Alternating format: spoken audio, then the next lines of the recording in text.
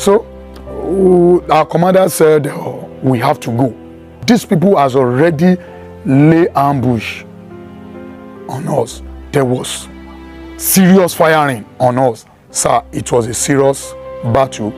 Well, by God's grace, God saved my life.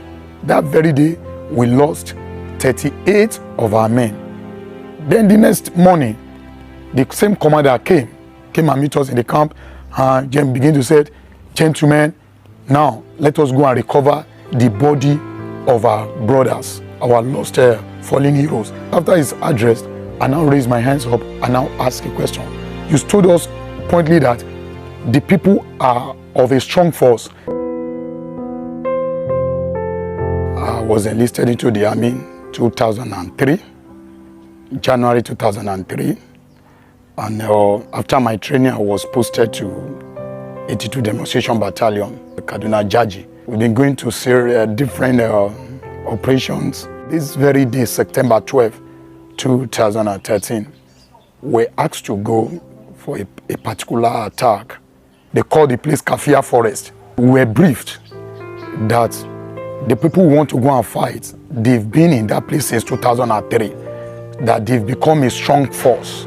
Before we go, that an Alpha jet will go ahead of us in order to bomb, to soften the ground for us, so that we can just go in and just mob the rest. And we're so confident, we're so happy that today will be the end of this particular Boko Haram. So we advance, we're moving. At the time we get to a point where we can't see the Alpha jet anymore. So our commander said, we have to go. These people has already lay ambush on us. There was serious firing on us. Sir, it was a serious battle. Well, by God's grace, God saved my life. That very day, we lost 38 of our men. Then the next morning, the same commander came and meet us in the camp and began to say, gentlemen, now let us go and recover the body of our brothers, our lost fallen heroes. After his address, I now raise my hands up and now ask a question. You told us pointedly that the people are of a strong force, that we can't just go without the air bombardment. The Alpha jet go ahead of us to bombard, to soften the ground for us. He now said, you see, it's not his fault. The problem he has is the Air Force. The Air Force are the one that failed him. Knowing fully well to soldiers that it was not true. You know, soldiers from the rear, you know, they begin to murmur, and to an extent they begin to shoot to the air. You understand? That is a lie. It's a lie. You understand? And the man left. A month later, I was redeployed to another place called Megumeri local government. I just see military police, and they said they need my attention, and I go, and they said I should come and put in statement, put it in writing that what do I know about what happened on the parade ground on so day. And I wrote, and I went back to my location. I was redeployed again to another place called Damasak. Then after a month later, they came and called me that the question I asked the other day was a mutinous question, and so therefore I was charged for mutiny. Before I know, a week, a month, a year, you know, from one detention to another, get to Abuja 2014. On a fateful day, Barrister Sam Femi Falana just came. He said those soldiers that were charged for mutiny want to see us, and he listened to our story. Then he now stood for us as our lawyer. Then the court martial began. The judgment was given. We're given death sentence. 4 of us were given death sentence. Then after a while, we were moved from Abuja to military intelligence in Lagos here underground. We were there for like a year, more than a year. We're not allowed to see our children. We're not allowed to see our wife. We're not allowed to see anybody. Finally, they moved us from there to prison. Our lawyer, Sanfemi Falana, took the case to appeal court. He did his best. He kept pushing, he keep pushing. On the 50th day, that day I was in exam hall because I was writing my 200 level in the National University there, in the prison there. Then they came to call me that by God's grace, that was May, that our appeal court has discharged and acquits our case. Then the prison staff made us know that we have been discharged and acquitted. The transfer, the detention and everything is 6 years. I thank God. I return home and meet my wife and meet my children intact. If you're a soldier, if you be soldier, where they serve Nigeria, where they in the Nigerian army as a soldier, this news, where they bring now, this particular news, supposed to make you resign as a soldier. Because if not me, I go resign. Personally, if this news come when I was still a soldier, I would have resigned. You know, get because this news is very, very demoralizing. I love it. Very, very demoralizing. You don't understand, see? 390 BK boys, like BKH boys, 390, they graduate today in Gombe State. They graduate, like today in their graduation. The federal government, they tell us that these boys now don't be repentant Boko boys. Right now they are okay and they are good to go. So now they are going to be installed into our community. They're going to install them now to the community. Not just that to now come close, because this is where this story gets very interesting. Not just that these people will be installed into the community, into the society. Free. Go. No, the federal government gave them 50,000 naira each. 50,000 naira each. They give them 1 bag of rice. They give them oil. They give them bag of salt. Oh boy, to be bandit for this country, they pay. To be a bandit in Nigeria pays. Bro, you see. And you that is a soldier, see you. They die. They murder you for nothing. They unalive you for nothing. But see them. When they unalive you, they get credit for unaliving you. This is what the federal government is telling these boys. You unalive these soldiers, you get credit for unaliving them. You buy them, we credit you for buying our soldiers. You understand? That is what the federal government is telling them. Buy our soldiers, we credit you for buying them. Unalive our soldiers, we credit you for unaliving them. See them, they get 50,000 naira each for buying you as a soldier. They give them bag of rice each for buying you as a soldier. For unaliving you as a soldier, for murdering you as a soldier. The Nigeria federal government is giving each and every one of them 1 bag of rice, 1 bag of salt, 1 bag of oil, 1 gallon of oil, and 50,000 each. Not just that, they even sew uniform for them free of charge. Their uniform is free of charge. You see them with uniform free of charge. You that is a soldier, you sew uniform from your own salary. Like your salary, you take from your salary to sew uniform. But this one, federal government sew uniform for them free of charge, and pay them for buying you. Nigeria is a scam. See, as a soldier in the Nigerian army, if this news not demoralize you, nothing will demoralize you again. Your government is crediting people that are buying you. They credit them for unaliving you. They give them bag of rice for taking your life. They give them bag of salt for taking your life. They give them bag of a gallon of oil for murdering you. Where is the morale? Ochebe, hey, federal government of bandit. Nigeria federal government is federal government of bandit. It pays to be a bandit in this country. Tell me why people will not go into banditry. Because you get compensated for taking somebody's life. Only in Nigeria, this one they happen. You know the story. Forsake federal government of Nigeria. Forsake. And if you're on TikTok, don't forget, they're after these accounts. Follow my back. All right, good morning, wonderful people of Biafra. Good evening, good afternoon to every one of you, depending your time and where you're watching and hearing me from this very wonderful day. Today is the 5th day of November 2025, and we're coming very close to our 1-year anniversary. So just to speed things up, nobody on this earth steals power to better the citizen's life. Nobody steals power or comes through the back door to utilize it for the betterment of the citizen of that country. Nobody on this earth. Now look at what Tinubu is doing.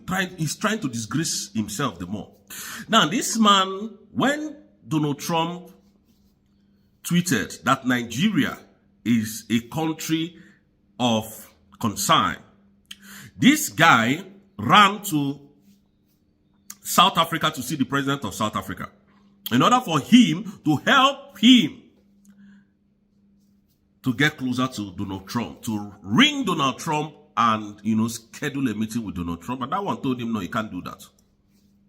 He came back. Now he called some Eastern leaders to help him to go to America as delegates to discuss and tell Donald Trump that nothing is happening in Nigeria. That is what this man is doing. And I want to use this opportunity to tell the office of Donald Trump, please don't allow these people to come to your country. They are all criminals, thieves. All the delegates that Tinubu is going to send into America, don't allow them to come. Tinubu is an illegitimate president. He's a thief. The DEA is looking for him. The CIAs are looking for him. The FBI is looking for him. This guy, the Drug Law Enforcement Agency in America is looking for Tinubu. Tinubu forfeited $450,000 in restitution for his drug trafficking in America.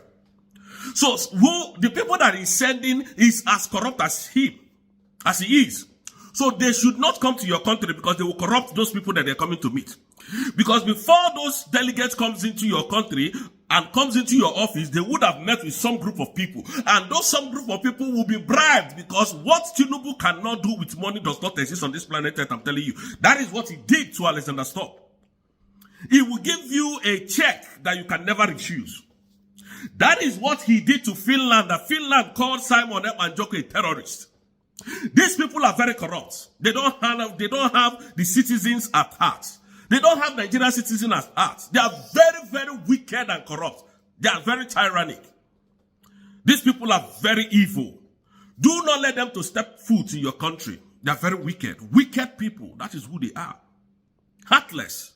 I told you people here, Tinubu can never step his foot in America. You think I'm joking? A very corrupt man. That is the president of Nigeria. Very, very corrupt. Tinubu is a very corrupt man. And I'm not saying it to get anybody's attention. I'm so pissed. Why are you people lamenting today? Don't you people know before? When we were shouting it, you people were saying, oh, Omoibo, Omoibo. Why are you people lamenting? Look at the unaliving in the whole of the southeast, in the whole of the north region, and none of you is speaking. Some people are coming to analyze how Tinubu has not been to White House, and how Buhari has gone to White House to visit Donald Trump. Instead of you people to say it the way it is, Christians have been unalive in Nigeria. We need these people military intervention in Nigeria because the government of Nigeria, Tinubu, Chetima, are accomplices of this whole insurgency in Nigeria. Instead of you to say it like that, you are going round the corner. Hey, they want our mineral resources. Oh, it's about interest. Oh, it's about this. Let them come and have those interests. Take the mineral resources, but give us life. Please, we are begging. We don't want to see any Igbo man in America that is from the southeast. Nnamdi Kanu is sitting in prison. He has not done anything. He has challenged Justice Omotosho, that corrupt judge, very corrupt judge. He has challenged Justice Omotosho. Show me in the... Let me, because I printed most of these things. He said, show me in your law, of which law are you trying me, Mazi Nnamdi Kanu? And all of them kept mute. All of them kept mute. It's all about their selfish interest, political interest. That is all they know. if you allow these people in your country, they will go and bribe your men and tell them nothing is happening, because that has been their ordeal. Go to the north and see all the unaliving, that these terrorists are unaliving Christians. And now they told you that is the Muslim that is is the Christian that is unaliving the Muslim. And even Muslims too are unalive. Christians are unalive, and Muslim. Who are the people unaliving the Muslim, I ask you? People think we are not wise. You have a Muslim ticket and you expect that country to be good. You don't know that these people are planning agenda in Nigeria to Islamize the whole country. People that don't reason, you don't reason. Go and check all your Naira notes. Written with, what is it called? Written with Arabic. What does that tell you? What does that tell you? Foolish people, you don't think. Now a corrupt man can, when I said it, people were saying, oh, he's going to America to visit Trump. He can't dare it. Tinubu cannot step his foot in America. Except Donald Trump clears those charges on air before he can come in. I'm telling you the truth. It's very corrupt. Look at all the people that gathered and working with Tinubu. Look at all of them. Tell me the one that does not have criminal record. One person. Is it that Daniel Bwala, that animal that talks from the both sides of his mouth? Is it that Abio that calls himself a Senate president, a criminal that was under EFCC watch? All of a sudden he became your Senate president. Is it Shetima? Shetima we know that was breeding criminals, that brought in Boko Haram to Nigeria for their election campaign and all of that. All of you saw how they went to fake bishops to tell you people that, oh, we have agreed on Muslim ticket. Are those kind of people to be trusted? So when Donald Trump spoke up that, look, this country is a country of concern, all of you now know that, oh, Nigeria is not like that. Oh, Christians are not being unalive. And it's not only Christians that they are unaliving. Look at all of you. Hypocrites everywhere. Hypocrites everywhere.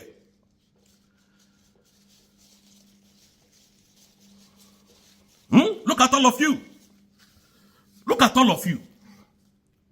Everything about you is politics. I see that animal called Wike talk saying that he's a Christian. His father is a pastor. And you massacred Biafrans in Obibo. And you expect us to forgive you? To come and talk on the air so that the world, oh, it's not that you know that you're a Christian without conscience. Destroying properties in Abuja. Destroying houses. Justice Omotosho, you gave him somebody, a family's land. That Justice Omotosho that is trying as in Nnamdi Kanu today. A shameless judge.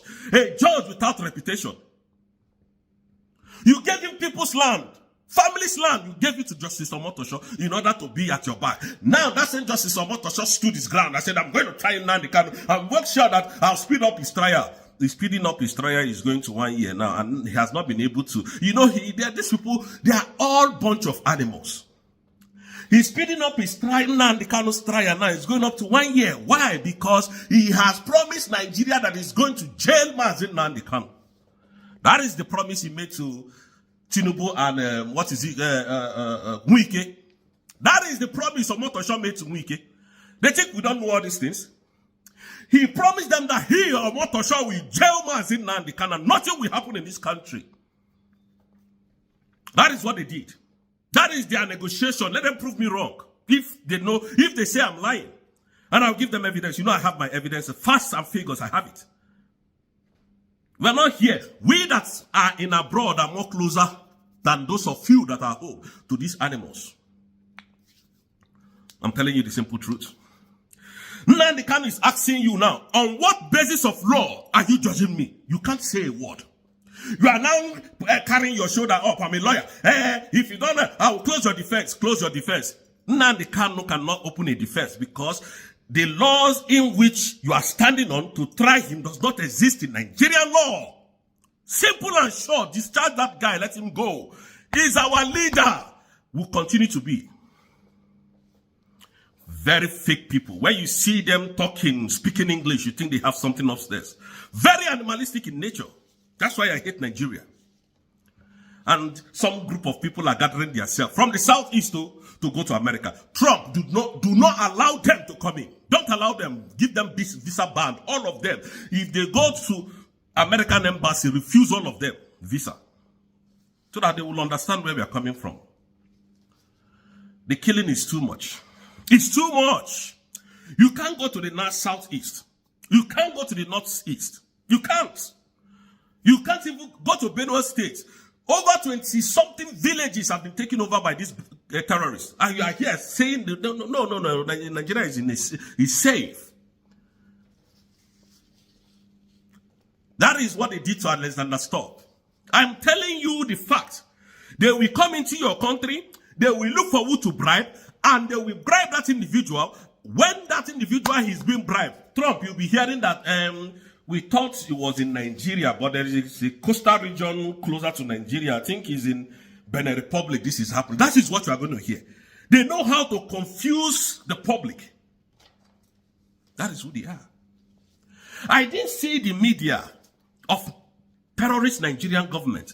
The media that writes rubbish. I didn't see them talk about what played out in court yesterday about how Nnamdi Kanu stood his ground and told Justice Omotosho, on what ground are you charging me? On what ground, on what laws, what is the offense of the law that I'm being charged? I didn't see any media that, stood up from Nigeria. We know you people are all fake. Fake people everywhere. Trump has threatened Nigeria with military action. Everybody is now on their feet. Christians were being unalive. Tinubu is a Muslim. Shetima is a Muslim. And they said nothing. Nothing. He didn't say anything. He has not spoken even up to today that Christians have been unalive in Nigeria. This is a man that has one of the biggest church in Nigeria, Redeemed Christian Church of God. Are you not a very wicked man? I thought you're a man of God. But now I can see that you are a devil. What of Bishop Oyedepo? Where are those people? Where are those people who, when Jonathan was in power, they were shouting, Jonathan cannot get it right, did not get it right, can never get it right, he doesn't know what to do, he's a drunkard. Where are they today? Where are all these pastors, crazy pastors, with all the unaliving that is going on in Nigeria and in the southeast? You unalive Biafrans, you think we are not going to stand up? That is the greatest mistake you made by taking Simon Ekpa away and thinking that people like us will never rise up again.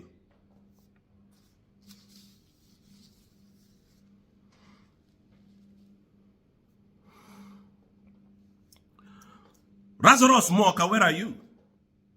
You can't boldly talk about the unjust that is happening to Christians in Nigeria. These are the people that have big churches. All the Yoruba pastors that are rich, nobody has said anything. Tunde Bakare, we not hear that one again because it's the Yoruba man that is in power. We know they hear Tunde Bakare again. But you, Oyemade, we know they hear your voice again because Tinubu is in power. These are the people that told us that since he's the president of the Federal Republic of Nigeria, let us leave him. You stole power. And the pastor said such. What do you think of that? Life, every Sunday you gather people.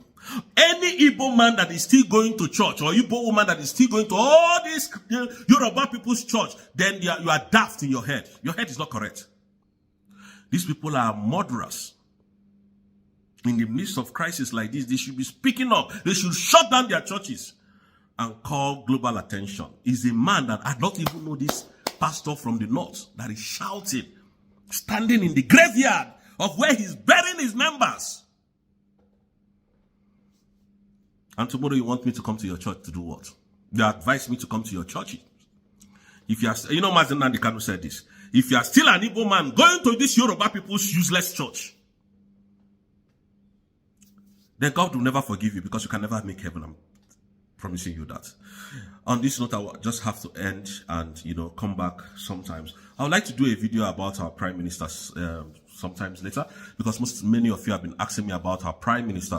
But although he's doing fantastically well, he's doing wonderfully well, he's even encouraging us to continue to push until is out. It's going to be out soon. Everything is not going to be on the public space now because of some security reasons, but as we said, I'm going to come out here tomorrow or next or some other days to, lay some emphasis about our Prime Minister and his court hearing coming up soon. Thank you, Biafrans, and may God bless you from here.